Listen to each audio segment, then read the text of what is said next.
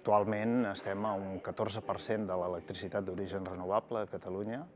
Hauríem d'arribar a un 48% al 2030 i a un 100% al 2050. Estem davant d'un canvi cultural molt important.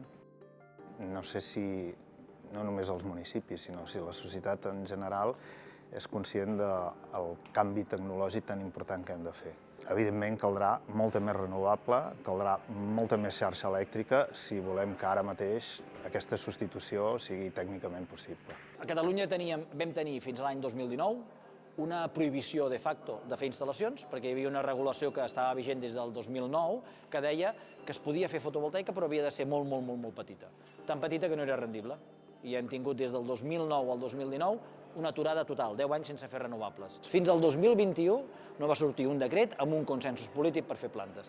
I des del 2021 comencem a treballar. Espanya té 32.000 megawatts d'energia solar fotovoltaica funcionant, Catalunya en té 300. Les instal·lacions solars fotovoltaiques són instal·lacions que al cap d'un temps es paguen per elles mateixes i comencen a donar estalvi. Les renovables no són coses que fa un altre que és molt dolent i molt pervers que vol guanyar-se la vida, és una cosa que ens fa falta a tots. I en tant que ens fa falta a tots, és interessant que ho fem entre tots i que tots posem la nostra part. Per tant, les administracions tenen un joc important, tenen un rol important. Catalunya té la penetració més baixa d'energia solar fotovoltaica de tota Europa. Catalunya vivia d'esquenes al sol. Entre 300 i 500 megawatts és el que Catalunya hauria d'instal·lar d'aquí al 2050 sense defallir. Està fallant en aquests moments és que hem estat molts anys aturats. Primer va ser per tota l'època de l'impost al sol, el nefast impost al sol, que va arruïnar a tot un teixit empresarial incipient que hi havia a Catalunya. Després ha vingut tota una sèrie d'anys d'incertesa des de la Generalitat de quina era la política que havia d'haver-hi, i en aquests moments ens trobem amb un coll d'ampolla administratiu, que és que tota la tramitació de renovables va extremadament lenta. Tots aquests anys de paràlisi han creat com un clima, diguem-ne, advers a les renovables. Hi ha territoris a Catalunya on parlar de renovables sembla un sacrilegi.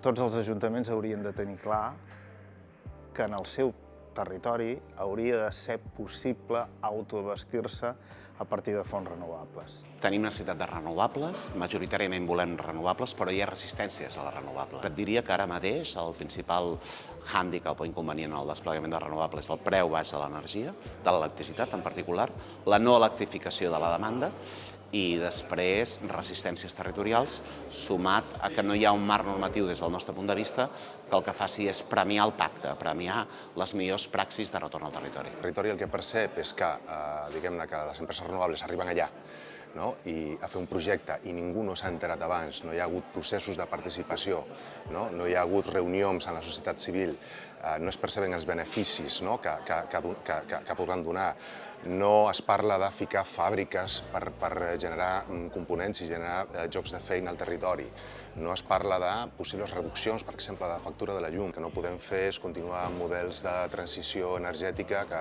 consisteixen en no informar ningú. En comptes d'intentar agilitzar els processos, fer processos participatius democràtics, el que fem és, per dir-ho així, no fer res, continuar com estaven i seguir amb un 19% de renovables en el mix elèctric català, que és no res comparat amb altres autonomies o fins i tot amb l'Estat. Hi ha elements burocràtics que fa que el desplegament de renovables no vagi amb la diligència que hauria d'anar, però moltes vegades el que es fa és apretar des del territori precisament perquè aquell parc no tiri endavant.